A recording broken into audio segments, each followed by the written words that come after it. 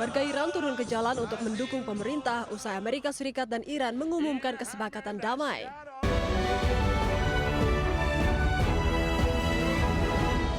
Warga Iran berunjuk rasa mendukung pemerintah di Kermanshah, Iran pada Senin malam. Aksi dukungan berlangsung usai Amerika Serikat dan Iran mengumumkan kesepakatan damai.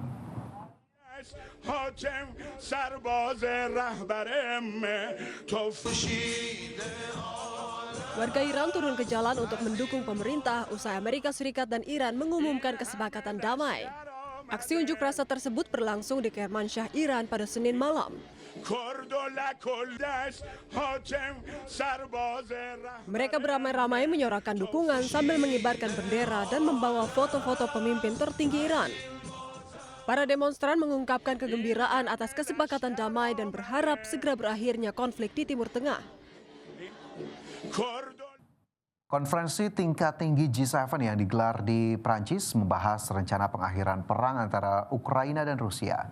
Presiden Prancis Emmanuel Macron pun meminta Presiden Amerika Serikat Donald Trump untuk berperan aktif dalam mengakhiri konflik Ukraina dan Rusia.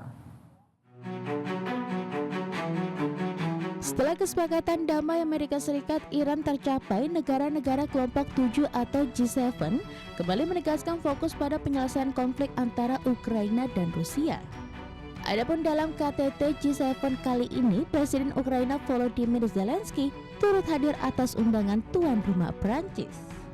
Dalam pertemuan yang digelar di Evian-les-Bains, Prancis, Presiden Prancis Emmanuel Macron meminta Presiden Amerika Serikat Donald Trump untuk terus mendukung Ukraina sambil terus meningkatkan tekanan terhadap Rusia dan menekankan terjadinya dialog antar kedua negara.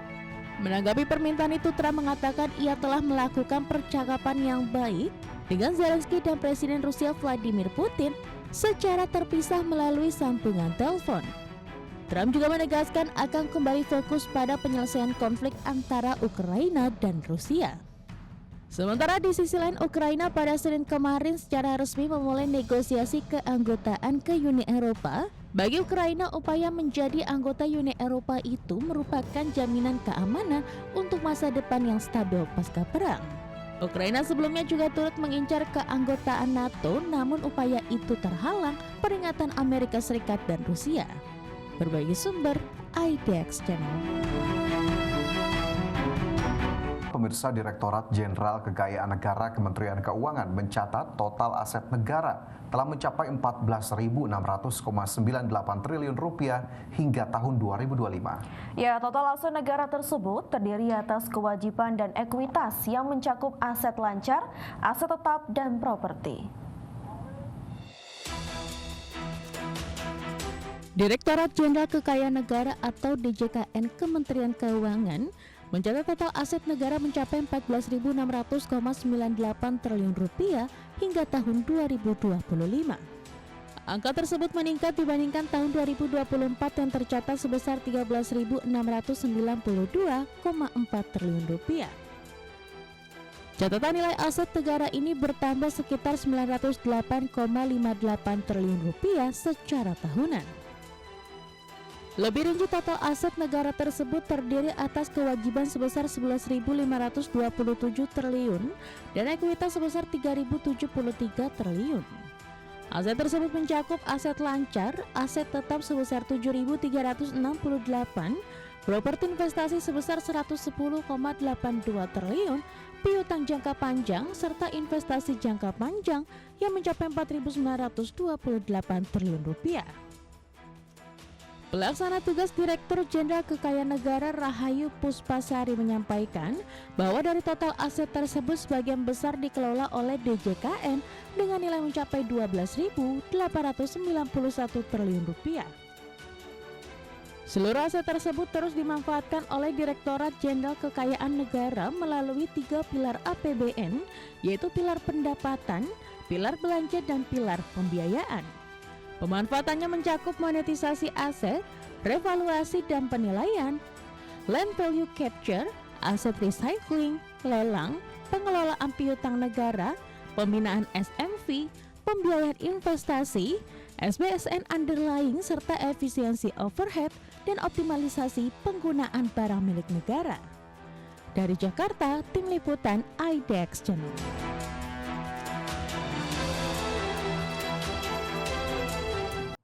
Ya, Menteri Sekretaris Negara Prasetyo Hadi menekankan pentingnya deregulasi dan percepatan hilirisasi untuk menjaga kepercayaan investor dan memperkuat perekonomian nasional. Pemerintah akan mempercepat program hilirisasi dan industrialisasi untuk meningkatkan nilai tambah sumber daya alam Indonesia. Pemerintah kembali menekankan pentingnya deregulasi dan percepatan hilirisasi. Langkah tersebut dinilai menjadi kunci untuk menjaga kepercayaan investor dan memperkuat perekonomian nasional. Menteri Sekretaris Negara Prasetyo Hadi mengungkapkan keberhasilan penerbitan Global Bond Danantara menjadi bukti tingginya kepercayaan investor internasional terhadap Indonesia. Menurut Prasetyo, tingginya minat investor menunjukkan bahwa pasar masih memandang positif prospek ekonomi Indonesia di tengah dinamika global. Menurut Mensesnek, pemerintah akan terus melakukan deregulasi dan penyederhanaan berbagai proses perizinan untuk menciptakan iklim investasi yang lebih kompetitif. Kita harus terus berupaya untuk mempermudah perizinan-perizinan kita supaya iklim investasi dapat berkembang, supaya ekosistem ekonomi kita juga dapat berkembang dengan jauh lebih kompetitif gitu.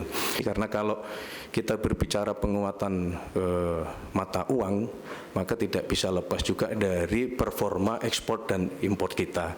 Nah, berkaitan dengan performa ekspor dan impor kita itu salah satunya juga berkaitan dengan masalah hilirisasi dan industrialisasi.